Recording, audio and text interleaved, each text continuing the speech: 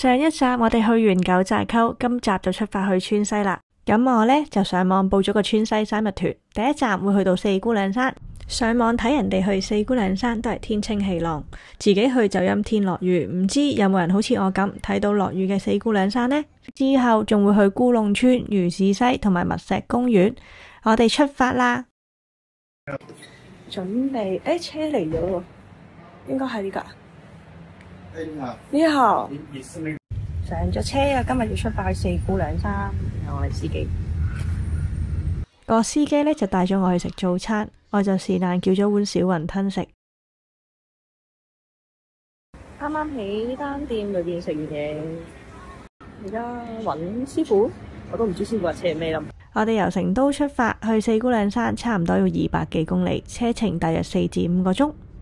今日天氣都唔係好好，希望去到四姑娘山會好啲啦。仲有120公里先到，睇嚟呢條路好快就有高鐵去四姑娘山嘞。一陣我哋會行到去對面嗰條山路，我哋上山又落山，第一站嚟到呢個貓鼻梁。貓鼻梁係一個觀景台嚟嘅，天氣好嘅時候呢，可以望到四姑娘山4座山峰連成一線嘅全景。見到太陽出嚟啦，唔開心。四姑娘山藏語就係叫做斯古拉神山，由呢個位望過去呢，就係主峰嘅腰妹峰啦。可惜今日俾啲雲遮住咗，睇唔到。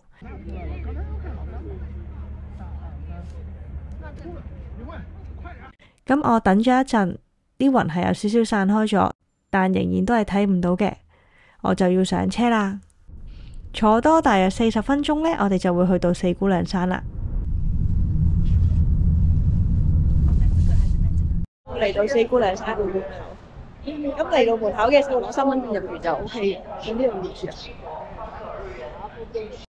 咁而家呢，就係呢個，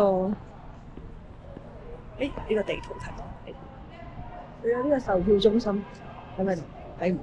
跟住換咗張飛，再行過入去。呢個係嗰個客戶服務中心。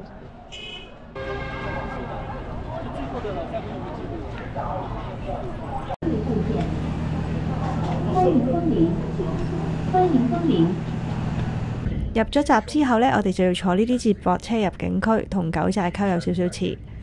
四姑娘山一共有1山3溝，分別係長坪溝、雙坪溝、海子溝。咁而家呢，我就喺雙橋溝，坐緊接駁車去到尾站紅杉林落車，車程大約差唔多要40分鐘。冇做 research 都唔知架車要坐咁耐添。今次我淨係會去呢個雙橋溝，另外嗰2條留返下一次先去啦。睇嚟今日天氣都係麻麻地，不過去到紅杉林由海拔3800幾米高，唔知天氣會唔會有唔同啲呢？嚟到紅杉林啦，落咗車之後發現三面環山，冰川同山都好近，覺得好震撼。到紅杉林3840米，後邊就係一個雪山。我喺3840嘅海拔真係有啲凍，入咗鋪頭裏面食咗條腸仔。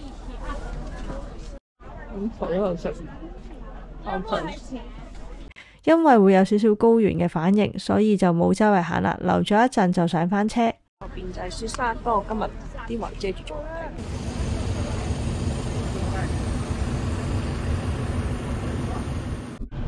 太誇張！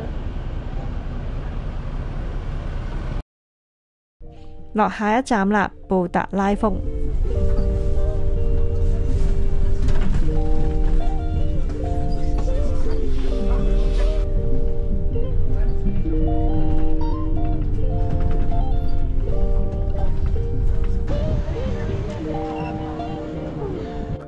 有啲雲落咗嚟，睇唔到啲山，個山已經震開咗。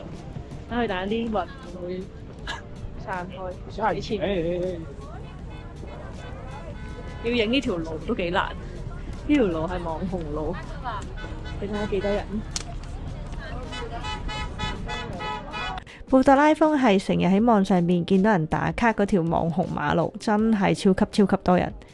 今日天氣就不似預期，有啲雲遮住咗個雪山。睇人哋嗰啲同我今日睇嗰啲真係好大分別，不過我覺得陰天又係另一種感覺。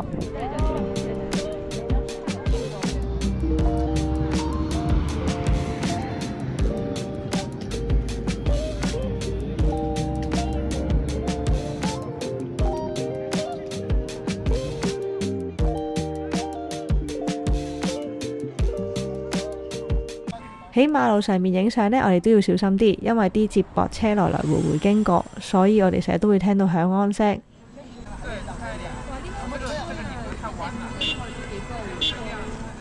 其實每一個景點呢都會有啲棧道嘅，我哋行入裏邊會有啲河流，靜靜地喺裏邊影下相都幾好嘅。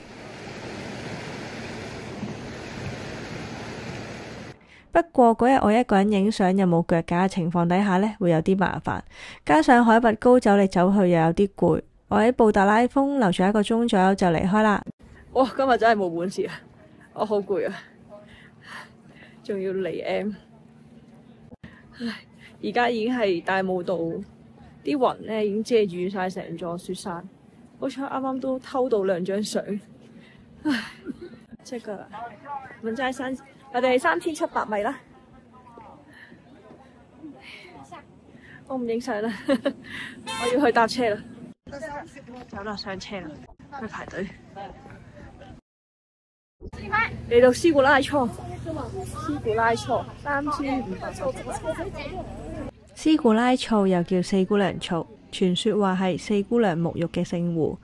呢度個湖水真係好清，湖裏邊有好多枯木咁樣企晒喺度，同頭先布達拉峰呢係2個截然不同嘅景色嚟嘅。嚟到呢度呢，雨就越落越大，好快咁影咗幾張相就揾個位避雨啦。呢度同個雪山又好似近咗啲啲咁。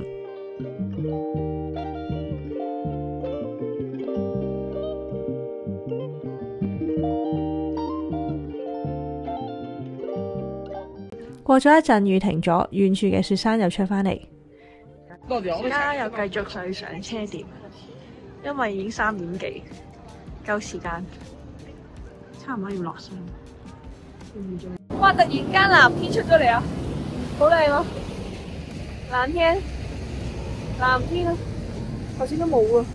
其實漂流都好想去。要漂大約20至30分鐘啦，但落雨最後都冇去到。之後車仲經過咗人參果坪，實在真係唔係好夠時間啦。最後就直接坐車出返景區門口。覺得景區出口還有10公里啊！從四姑娘山翻落嚟，好攰啊！四姑娘山，而家仲要坐多3個幾鐘頭車，我哋先返到酒店。第一晚我哋住喺丹巴。